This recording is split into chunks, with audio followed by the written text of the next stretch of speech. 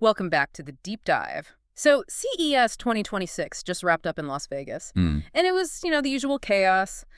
Smart rings, holographic screens. I think I saw a smart ice cube maker. Oh, definitely. A lot of noise. A lot of noise.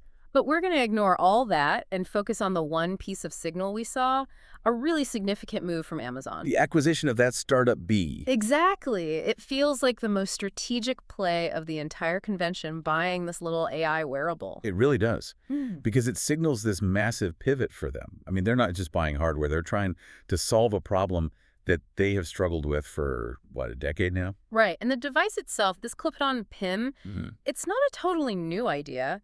We've seen Humane and Rabbit try this and, well, kind of stumble, but B seems different, the whole philosophy behind it. It's that phrase the founders keep using, Yeah. a graph of knowledge. Yes. What does it actually mean? Well, most of these AI gadgets are just, wrappers for a large language model. You talk, it transcribes, it summarizes. B is trying to be more ambitious.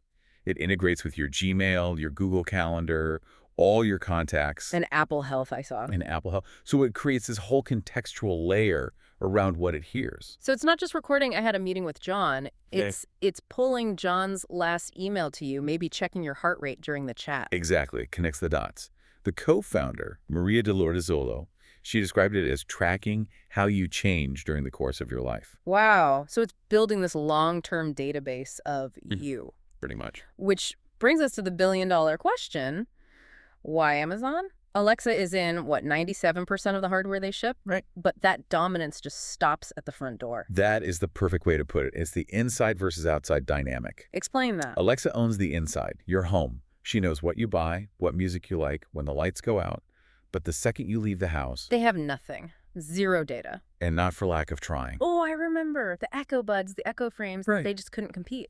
Right. They couldn't break the lock-in of Apple AirPods or, the style of the Ray-Ban Meta glasses. People just don't want to wear Amazon on their face. And that's the gap B is designed to fill.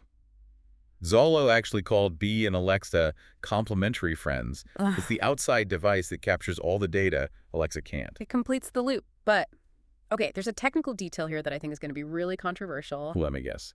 It deletes the audio. Yes. It discards the raw audio. Which is such a fascinating trade-off, isn't it? I mean, from a privacy perspective, I get it. You don't have gigabytes of sensitive conversations stored on your lapel. Right. Great for storage, great for privacy. But terrible if you're a journalist. Or a project manager who needs to verify an exact quote. You're just out of luck. It forces you to rely completely on the AI's transcription, on its interpretation. It changes the device from being a recorder to being a memory aid. That's the perfect distinction. You're not archiving reality. You're archiving the AI's version of reality.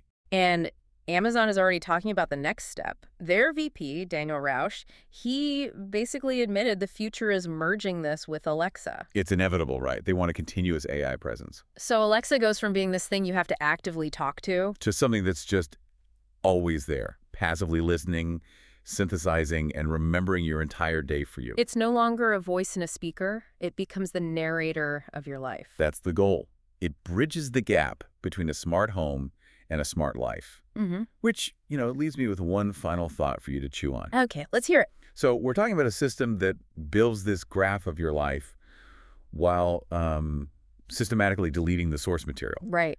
If we start relying on an algorithm to summarize our days and discard the raw, messy reality, are we comfortable letting an AI decide which parts of our lives are worth remembering? That is a heavy question. If the AI misses the nuance or gets it wrong, does that memory just cease to exist?